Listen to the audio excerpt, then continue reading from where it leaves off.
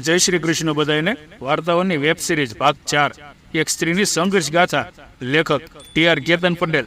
મિત્રો, ભાગ 3માં આપણે સાંભળ્યું કે કવિતાને શહેરમાં ભણવા માટે રહેવું ફરજિયાત હતું. તો શું રૂખીબેન પરમિશન આપશે? તો હવે આગળ સાંભળો. કવિતા કેટલું બધું શાંત પાત્ર, પોતાની શાંતિ અને શાંતતા વાળા સ્વભાવથી પોતાના પતિનો પ્રેમ અકબંધ કરી લીધો. હવે તો મેડિકલ કોલેજમાં એડમિશન પણ થઈ ગયેલું, પણ વધારે ભણવા શહેર જવું પડે એવું હતું. રૂખીબેન માનતા નહોતા.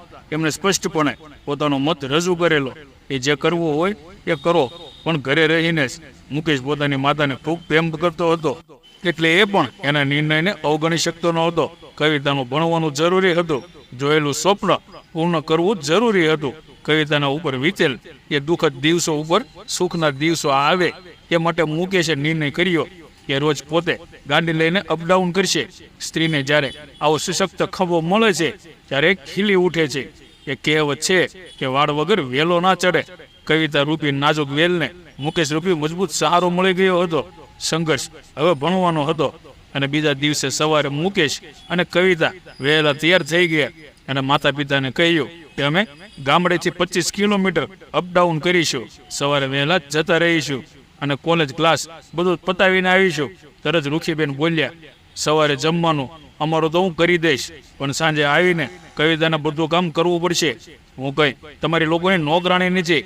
તમે તમારે જે કરવું હોય એ કરો, પણ ઘરની જવાબદારી પણ નિભાવો. રૂખીબેન મજબૂર હતા એટલે ઢીલા પડેલા અને જવા દેવાની પરમિશન કામ કરવાની શરતે આપી. બાકી જો કવિતામાં સમસ્યા આવી હોત તો રૂખીબેનની અહંકાર રૂપી પાઘડી બળી ગઈ હતી, પણ એનો વળ છૂટતો નહોતો. દીકરો જોડે જ જોઈતો હતો અને અહમ રોજ ગવાતો હતો.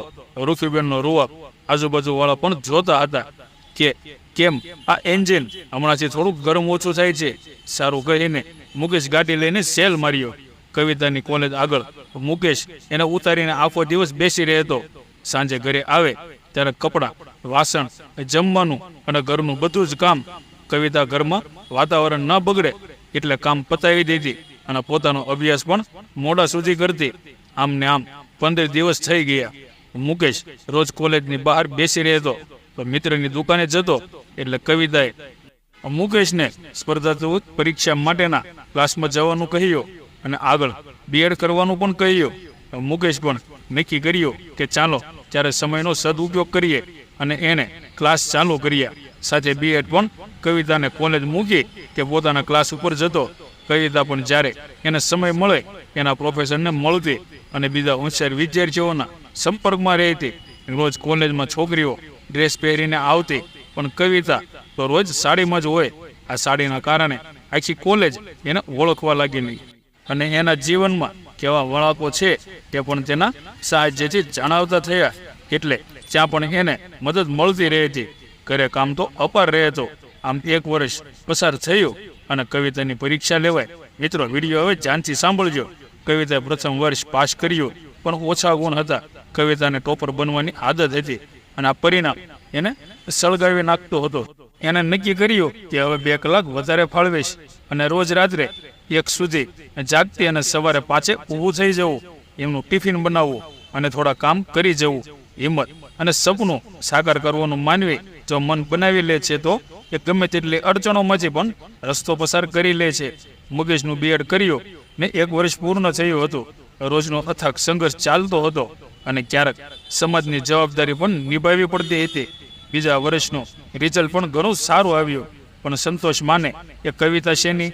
મુકેશ પણ હવે તેજસ્વી થવા લાગ્યો હતો. ટેટની પરીક્ષા આવી અને મુકેશે આપી. એ પાસ થઈ ગયો. ઘરમાં ખબર પડી કે એને શિક્ષક તરીકેની નોકરી મળશે ત્યારે ઘરના લોકો ખુશ થયા કે મુકેશ આવું કરી શકે. પણ આ તો કવિતાનો કમાલ હતો. કવિતાના ભણતર અને મુકેશને પણ હવે આગળ વધવું હતું, એટલે શિક્ષક તરીકેની નોકરી મુકેશે ના લીધી. 3જા વર્ષમાં કવિતા કોલેજમાં 3જા નંબરે આવી. એની જોડે રહેલા વિદ્યાર્થીઓની આંખો પહોળી થઈ ગઈ. મુકેશ પણ હવે GPSCની તૈયારી કરતો હતો. સંતાન માટેની દવા ચાલુ જ હતી. ડોક્ટરે આ વખતના ટેસ્ટમાં કહ્યું કે મુકેશ બધું નોર્મલ થઈ ગયું છે, તો પિતા બની શકીશ. કવિતા અને મુકેશ ખુશ થયા હશે કે દુઃખી? શું હવે સંતાન માટે એ પ્રયત્ન કરશે કે જીવનમાં આગળ વધશે? અને પછી સંતાનનો વિચારશે કવિતાના જીવનમાં શું ભયંકર વળાંક આવે છે કે ફિલ્મની કહાની જેવું થશે કે ખાતું પીધું ને રાજ કર્યો. અનેક સવાલોના જવાબ આવતીકાલે નવા એપિસોડમાં જોઈશું. જય શ્રી કૃષ્ણ, સીતારામ, જય માતાજી.